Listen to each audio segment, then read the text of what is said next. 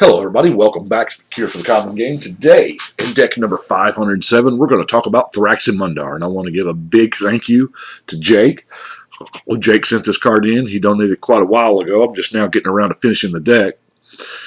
But Thraximundar is kind of a... Man, this is a heck of a card. I would say probably the only drawback here is that 7 mana casting cost. But you know what? It's pretty good. So for 7, 4 in Grixis, we get a 6/6 Haster, zombie assassin. What? Whenever Thraximundar attacks, defending player sacrifices a creature. I mean, before they even get to block, you just declare them as an attacker, and they sacrifice. It's kind of like Creature Annihilator. But whenever a player sacrifices a creature, you put a 1/1 counter on your commander. Now, so his first hit, more than likely, will be 7. I mean, I guess there is a world where he could come down on a board that has no other creatures on it, but if that's the case, you're kind of winning anyway. But the idea that I built the deck around was a couple folds. Sacrifice and, more importantly, zombies. Because, we got to have creatures to sacrifice, right? Because we want to be sacrificing creatures too, just to be mounting up as many counters on Thraxi as possible. So, first off, let's go the zombie route, shall we? We will look at some zombies. Now, there's a few zombies in here, and some of these are, way better than others. We'll just, no particular order here, we'll just go through Gravedigger. It's a great card to sacrifice, a great card to play, because it gets something you've already sacrificed back. So, Gavany Unhallowed. Whenever another creature you control dies, put a +1 counter on this. Okay. Ghoul Raiser. ETBs, you return a zombie at random from your graveyard to your hand. Well, if it's in your graveyard, you probably don't care what it is. You just want it back so you can sack it again. Gem Palm Polluter. This one, yeah, the 6 mana cost steers a lot of people away, but I'll be honest with you. This card came out, this is the original printing in, 2003?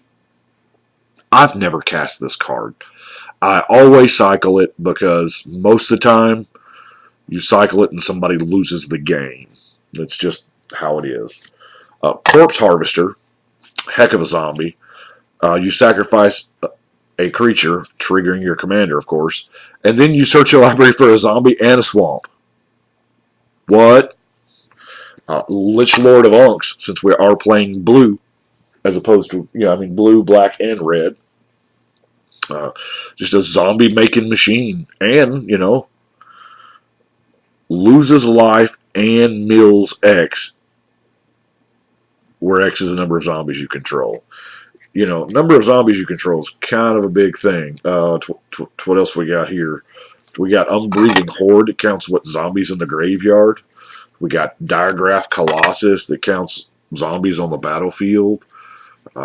We've got Shepherd of Rot, to where, everybody's just going to lose life for each zombie. That's fine. We have Graveborn Muse. Folks, this is a card I'm probably not responsible enough to play with, because I will run it out there and kill myself with Graveborn Muse. I'll do it in a heartbeat. But, when you play heavy black, which obviously this deck is, since we're focused more on zombies than anything else, losing life is just part of the gig, Kind of like Phyrexian Delver. It's a great card. It's going to cost you a little bit of life. Dread Slaver. Noxious Ghoul. I love Noxious Ghoul. Or another zombie comes into play. All non-zombies get -1/-1. Cool. Forgotten Creation.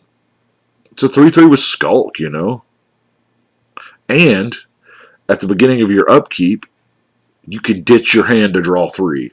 So if we don't have any cards in our hand, that's an easy choice to make. Lord of Tressorhorn is a zombie, and it does let you sacrifice 2 creatures. That's right, I said let you. In this style deck, we're going to want to be sacrificing, so we should have enough, should have enough things to sacrifice, We got the Bone Knitter to regenerate target zombie. I love 2-mana regenerate my commander. That sounds cool.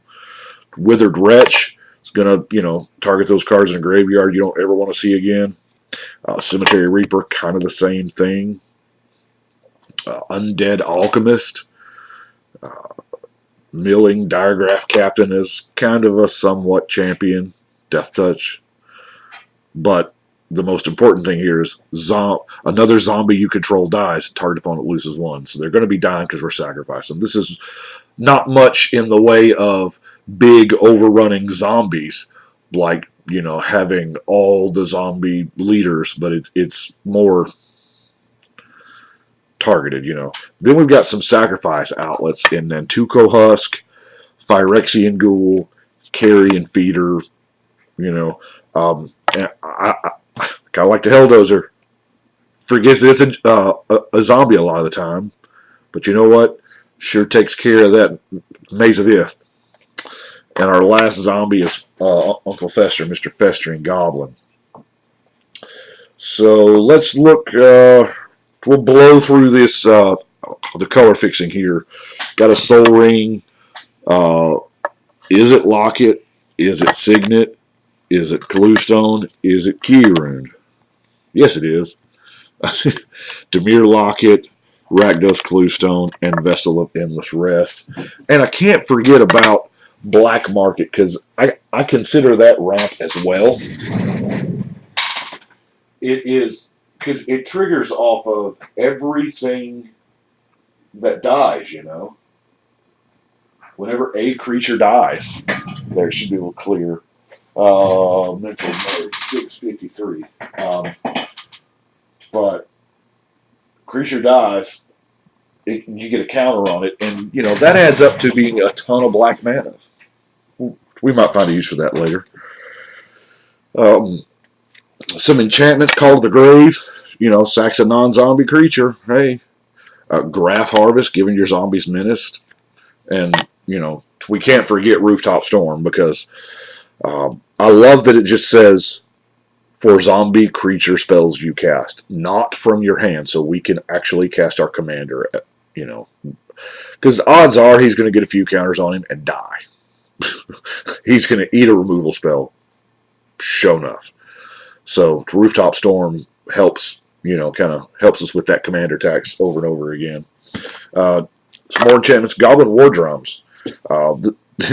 Good addition to a zombie deck, I feel like, because we're going to be cranking out zombies, and now they got to block them 2 for 1. So, and since our commander's sacrifice trigger is an attack trigger, I put in a Relentless Assault, because that seems really good with a board full of zombies, right?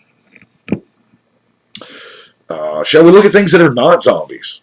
Now, some of these are good, and some of these are not so much. Reassembling Skeleton. Now, I've got that in there just simply because you can repeatedly get it back. Same way with Brood of the Cockroaches. Clone is, of course, the best creature on the table. Merciless Executioner. Everybody sacking. Now, that's a popular way to build Thraximundar, is just those everybody sacks all the time things. And I don't know, I kind of wanted more of a theme, and I like the fact that he's a zombie. A friend of mine years ago had a Thraximundar zombie deck. It was way more focused than this, but because it was straight zombie tribal. But Fallen Angel, another good sack outlet that flies and can be a win con. Now, y'all don't laugh at my last creature here. It sacrifices itself. Check it out. It's 3 mana. It sacrifices itself. How awesome is that? Okay, yeah, I know it's not that awesome. Bottle Gnomes. But, and there's, yeah, y'all know me. There's a good chance that if it wasn't foil, it wouldn't have stuck out at me from the page and, convinced me to put it in the deck. But, I don't know. How many times you won it? 1 life. A bunch. Anyway, Bottle Gnomes admittedly can be a slot, for something better that comes along. A little bit of card draw. Perilous Research. I really kind of like it. You draw 2 cards and sack a permanent. This is what we want to do anyway. We want to sack creatures, so why not? Siphon Mind, um, for the same cost as Ambition's cost, arguably it's a better card. Assuming we have 3 opponents, we're going to draw 3 cards for 4 mana, and they're going to be down a card to boot. So, Rush of Knowledge is amazing, even if we just have our commander out there, which, it's 5 for 7. And while Jar of Eyeballs is not exactly card draw, it is selection. But, we're going to have no problem getting eyeball counters on it. As y'all know, I ingest a whole lot of podcasts, and I can't remember which one I was listening to last week or this week. I don't even remember now. But somebody had said something about zombies, and they had made a comment about, well, at least zombies don't fly, because that would be terrible if they did. So I was like, whoa, I need a levitation, because you know what? Flying zombies sounds scary. A flying Thraximundar? Come on. Now, got a Bone Horde as a equipment here. Number of creature cards in all graveyards. This right here could probably be considered a win condition. A little bit of reanimation in Rise from the Grave, Necromancy, and Dance of the Dead. Let's look at what we got here. Removal. Feeding Frenzy. This is something. The reason why I like Feeding Frenzy and I don't have a problem spending 3 mana on it is that it doesn't deal damage, it doesn't destroy, it's -X/-X. And there are times when we need that for indestructible or what have you creatures. A Cruel Edict, of course, is going to get somebody to sacrifice a creature, negate, unsubstantiate, kind of a little control-y. Barter in Blood, each player sacks 2 creatures. Fire Covenant. Now, I'll admit I don't play with Fire Covenant enough. This is like the Rakdos-iest card that ever Rakdosed, right? For 3 mana, and you can pay any amount of life. Now, here again, I don't know that Brian's responsible enough to do this. It is an instant, so you can wait until the attack has been declared at you before you pay a bunch of life. So, I mean, most creatures are square statted anyway, so you can pay the life to kill them. That'll probably be really close to the life that you would have lost in that attack anyway, and now the threats are completely removed. But I don't know. I love Fire Covenant. I think it's a great card. Even I don't use it enough, which it will probably be remedied because I pulled this one out of the Ice Age binder and I saw that pocket had about a dozen in there. So expect to be seeing more. Now, these last 2 cards are the old color hosers from Ice Age. So, Anarchy, just destroying all white permanents. This is a very Thraximundar, a very zombie thing to do anyway. So, it's, however mean it is kind of in flavor. The Flooded Woodlands, no green creature can attack unless its controller sacrifices a land whenever that creature attacks. This actually helps keep that powerhouse green deck in check. Green's become the most, amazing color out of all of them. So it's number 1 on creatures, it's number 1 on lands, and this kind of punishes both of that. So push that down a little bit before we get to our land section. We have got Teleria West, which I'm going to say 99 times out of 100 is going to go get us our Urborg. Because I'm running the Urborg. I do have a lot of non-basics in here, but I believe all but one of these, 2 of these, something like that, produce us black.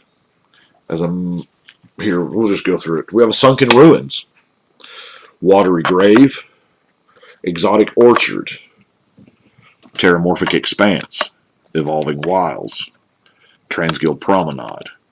Crypt of the Eternals is kind of so-so, Crumbling Necropolis, Grixis Panorama, Dismal Backwater, Dimir Guildgate, Submerged Boneyard, Rakdos Guildgate, Bloodfell Caves, Alchem Refuge. And our last one that does not produce black is Highland Lake. So I guess it would be that one. Well, that is what there is for Ramirez. Ramirez. You can tell what deck I'm working on, can't you? Ramirez. But that's it for Thraxi. And of course, I've got my thing of basic lands there. I do appreciate it very much, Mr. Jake. I know it's been probably, man, it's been a while. I know it's been months and months since you sent me that. It's just I had to get through all of the cards they were, making. That's deck number 507 up. Got 508 done. 508 is a tribe that I have never seen anyone else build a tribal deck of. So we're gonna, yeah, I've never seen that tribe out in the wild, as it were. But trying to make up some ground. I still got, what, 3 more block videos to do, and building a couple here. Actually, recording this in here today because it's I've got to have this table for our big holiday get-together deal. So I do appreciate y'all watching. Y'all let me know what you think, and thank you so much for watching, subscribing. Thank you to all the patrons. Thank you, Jake, and to everybody that has sent in cards. I know that last video I showed y'all the address if you just wanted to send anything in. I do appreciate it. I will put it all to good use. But thank y'all. Thank y'all very much. I don't talk a lot about holidays and stuff because I'm not exactly certain when people are going to watch. Since I'm doing every single commander, people could pull this up 6 months from now or whatever, and that's why I try not to date anything a specific time of the year. But yesterday was Thanksgiving, and I'm very thankful for all of y'all. Thank you so much. But right now, I think we're going to shuffle and cut.